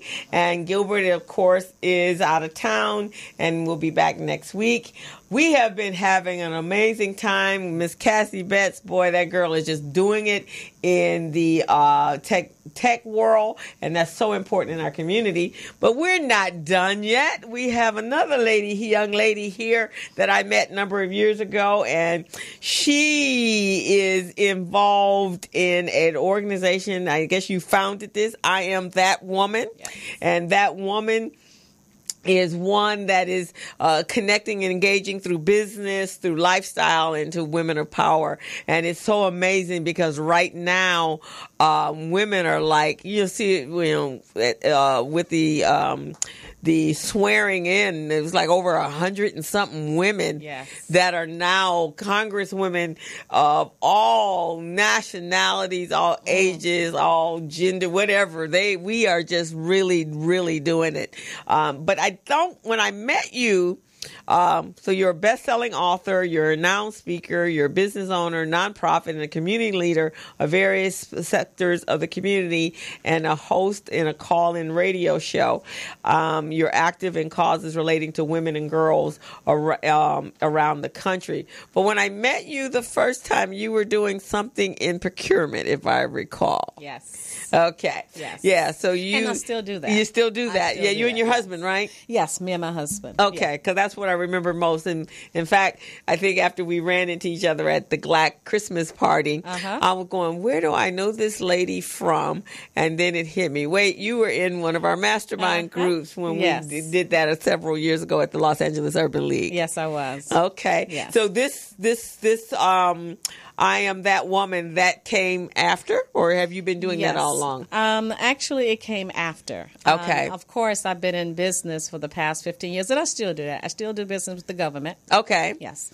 And also, but this actually, I Am That Woman, it came on after. I say about the event. This event is the first event that I'm doing that says I Am That Woman, but I've been actually mentoring women for a very long time. Okay. Yeah. Okay.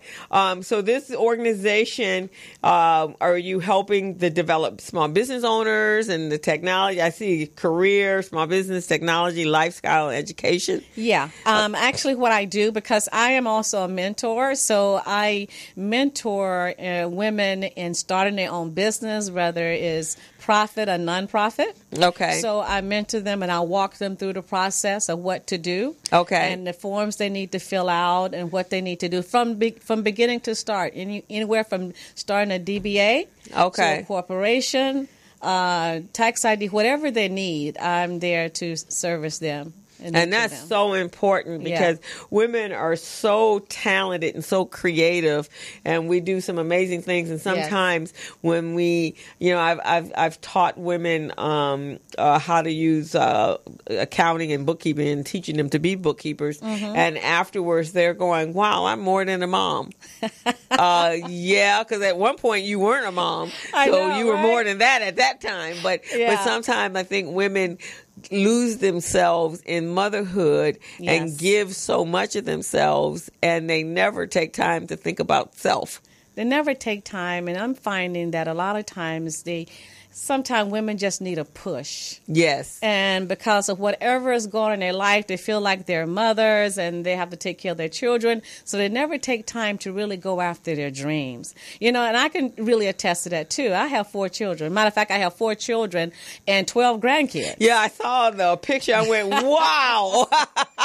Yes, So I was a busy mother also. But a lot of times what we just don't take the time to really go after our dreams. Yeah. And that is why it's my passion to help women to figure out what they really want to do. Because a lot of them, they're very talented. And some of them, they know what they want to do, and some of them don't know what they want to do. Right, exactly. So you have to coach them and see what their passion, what they like to do, what they want to do, what are their dreams, what are their goals.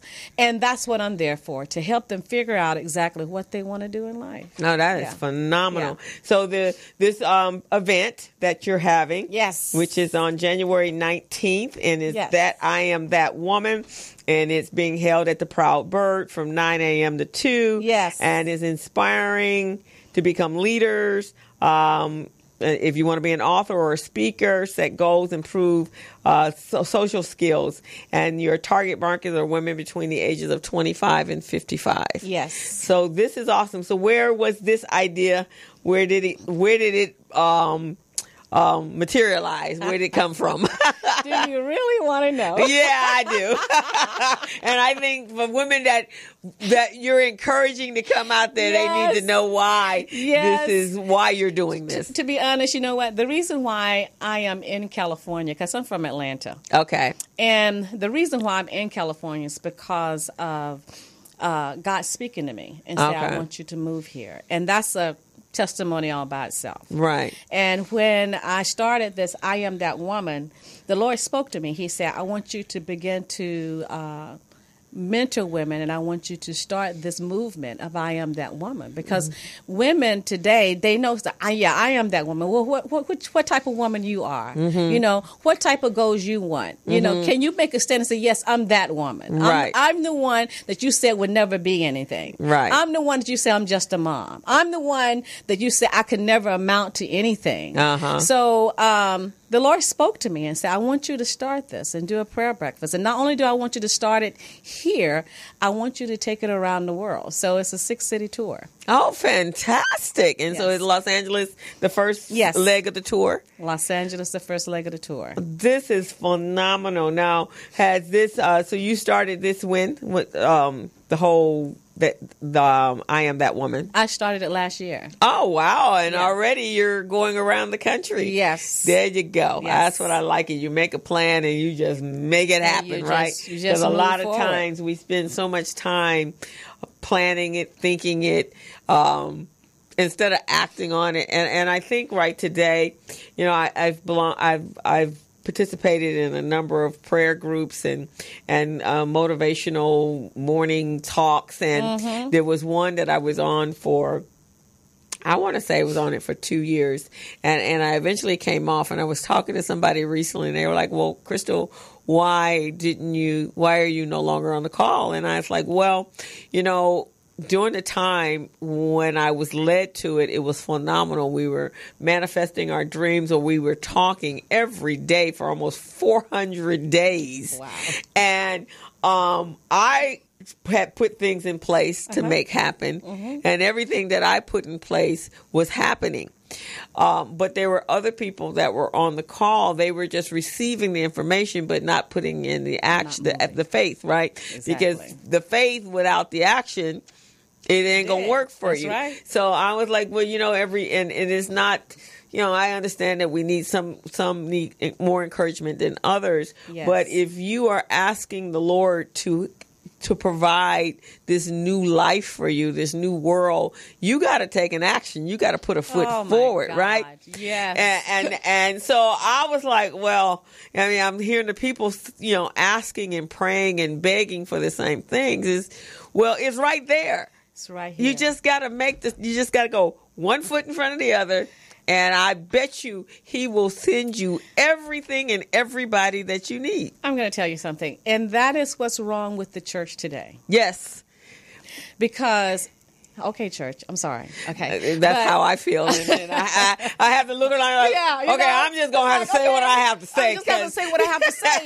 Because we're in church, we lift our hands and we praise the Lord and we say, God, bless me with my business. Okay? And then we have the idea, but we never step out to move on that idea or that goal or that dream. Right. And the church feel like it's just going to be dropped in their lap. Right. It's like, wait a minute. Because, and I say this all the time. It's like when you look at our communities and our people and you see all the problems that we have, and then we see all these churches on every corner, and then you go, we should never have we should not have homelessness because you guys could put together your CDCs and you can help. You can go build teeny houses, buy apartment buildings. I mean, come on, y'all are in church. You're supposed to trust each other. So I don't get that part.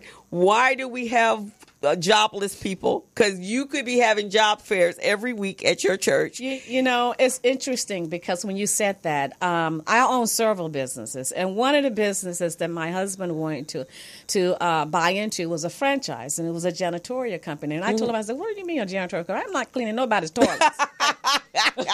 I'm just not. I'm not that girl. Okay, sorry, dear. Sorry, we hire people to clean our toilet. You want me to go out and clean somebody else's toilet? Right.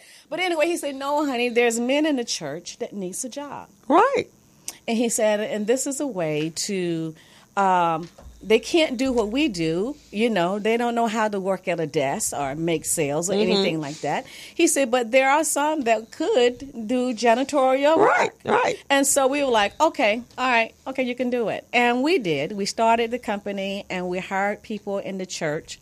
Some of them stayed. And like my husband says, sometimes you create a job for someone, but you created that job, but they really didn't look for the job. Right, exactly. So you created a job and gave them the job, but guess what? They're not doing the job. They're not doing the job. So what happens is that, especially I found in church, a lot of times you create something for them to do, but you wind up having to go outside the church to get somebody to do the job right. Right. Exactly. And we ran into that so many different times when we hired people in our church because they need a job and they wind up not doing it.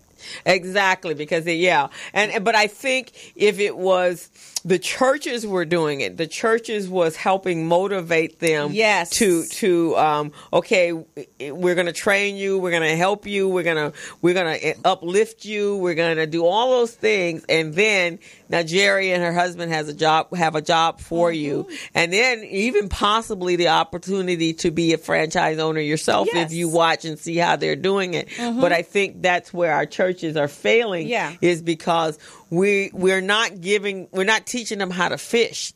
Right, exactly. We just handing them. This is so good. Yeah, they're handing them the everything. We handed it to them, and that's the church's. In my opinion, that's your responsibility. The responsibility, and that is so true because we actually just started. My husband, we started a leadership class at our church because we find that a lot of people that call themselves ministers, which is in a leadership position, really don't know how to lead. They are not leaders, which is probably why they can't do what I'm asking to do because it's so far out of their realm. Exactly. And when you are in a position where you have to, like Cassie was saying, she was homeless. She has to. The young man that just walked in the door, PA, he also, and he's got an amazing story, and I think we can actually pop you in for a few minutes because this will feed right on in because his story is he was also homeless, but in that he used that time to create a book.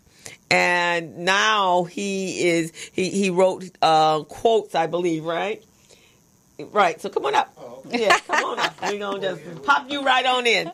And this is PA, and PA has a, you call yourself... What do we call yourself?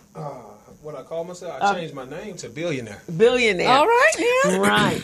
And so his story, and he'll quickly tell you his story, and then it will feed right into what we're talking. So Jerry is having a women's leadership conference and helping women stand into their power and their glory and become the Yes. the business women, the entrepreneurial, whatever that is that they need to be. So, quickly tell them your story. Oh, that's good. Congratulations, first and foremost, Thank on what you. you're doing. Anybody that's setting out to inspire culture to have a healthy and a wealthy mindset is definitely needed because a lot of people don't understand the value of their mind. But my dream is to basically inspire 1 billion people. I slept in my truck for 63 straight days. I was homeless 36 months. I wrote 83 books in 63 days. Wow. All my books are high-end, custom-designed books, basically to inspire people to understand my worth, understand my value, because I do understand my worth and my value, and I understand that people don't appreciate free stuff.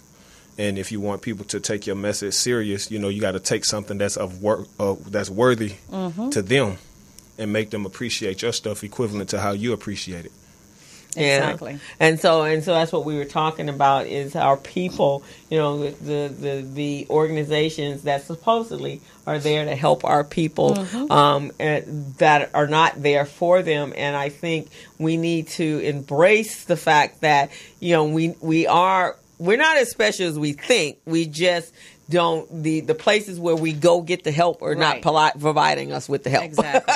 and I am 150% in agreement that we have to stop the free stuff. Have to. Oh, yeah. Because the free stuff is destroying us because it's always that handout type. And we got to twist it. It's kind of twisted because we want the free and the bargain, but when we get it and it's free and bargain, we do not value it, right? So you're asking me to give you the hookup, but then if I gave you the hookup, then you're not going to value what I gave you. Yes. So it's like I need to charge you more so you understand. So it's a real twisted kind of relationship. No, I mean you know that when you watch like the ladies I see them when they buy their Gucci and their Louis Vuitton purses. Right. You never see a lady like turn when they wear the purse. The Gucci is hid on the inside closest to them. They make sure you know that it is a Gucci purse. Am I wrong? No, you're right. Tell me right. Yeah. So my point of that is the only reason you do that is because you paid for it. Yeah. You know what I'm saying? So that's what we got to start doing. Black people, I'm telling anybody, I'm never going to apologize for being black and amazing. And I'm not going to apologize for, my mother raising me to understand my worth. But I think black people are the most talented and most creative people on the face of this earth. And it's one thing that we just did not learn, which was business. We know how to sing. We know how to dance. But for some reason, when it comes to business, we think to buy something for $1, sell it for $2. That's a broke mentality. Yeah. Your minimum markup has to be minimum 300% markup. But when you speak in the terms of percentage, most people don't know how to add that up. So and that basically means if you bought something at $5, you should be minimally selling it for $20. Right. So that your business can stay in business. Yes. But we're so used to, having a broke man. I had a mentor, so that's why my mindset is just different. He always taught me don't negotiate over just stupid stuff. Like you negotiate a car, a house. I'm not finna negotiate no $25 T-shirt. Right. No, right, exactly. Okay. It is what because you couldn't do that if you went to Nordstrom No. or any other you place. You can say, Judas down, Yeah, no. If they got $50 on that receipt, on that tag, guess what? You're going to pay the $50. Yeah. Because if they want something bad enough, Right. if they want to go see Beyonce, Yeah. they're not Yeah. going to go and negotiate the $200 They or sure- $300 they sure ticket. not. They're going to go, right? They're gonna go. So I think, so that's one of the things that when I'm teaching in my classes, I'm like you as well. I'm giving it to you on the real. Yep. And when you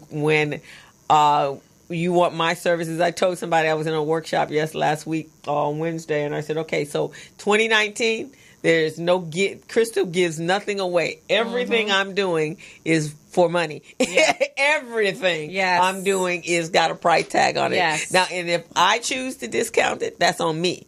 Exactly. I don't ask you. I'm not asking you to tell me what you want to pay. Right. I'll let you know that is. And then the other thing is they come to you and they want. And somebody recently came to me and they needed a 5-year financial projection for a business that they were someone's going to invest $8 million in. And so they were going, well, how much are you going to charge me? Why are you even asking me that? Because first of all, that's a higher level of consulting. If I'm going to create 5 years of forecast, financial forecast for you to get to qualify, so that an investor will find your business valuable for him to invest in. So that's not even a question how much I'm going to charge. That's just, what time frame do you need it in? It's the mentality, because I look at a lot of times, I say, you know what, even in personal development, and I think that's a lot of things, that's another reason, and that's the piece that's also missing in our black community, because we don't really develop ourselves. We don't really invest in ourselves to even get better in life. Right. It's like, okay, if I have to go and pay Les Brown or John Maxwell, okay, if I go to one of their classes, guess what? I'm going to pay you $5,000. Have to pay, but that's an investment in your future. In my future. But a lot of times, if I say, okay, I'm going to charge $5,000, they're like, girl, that's too much. Yeah, no. Well, you know what that is. I've learned exactly what that is. A lot of times, what people is really telling you is, I don't have that in my bank account. They just don't know how to They just don't know how to straight up tell you. Because I sell a book for $963.36. Everybody told me that was too much, but this company called Toshin, they sell a book for $1,000 and $6,000. But nobody called them and said that was too much. Yeah. So we only seem to devalue it when it's sold by a black person. Yeah. We don't think that a black person should be able to sell the same kind of shoes as a Louis Vuitton for the same price, as if we didn't put our own creativity. I'm just as innovative and just as creative as those big companies. So, in the knowledge that we believe that when it comes to knowledge, we'll take a raggedy bucket car, we'll go pay $300 for an alternator, get that fixed. We'll get that tuned up.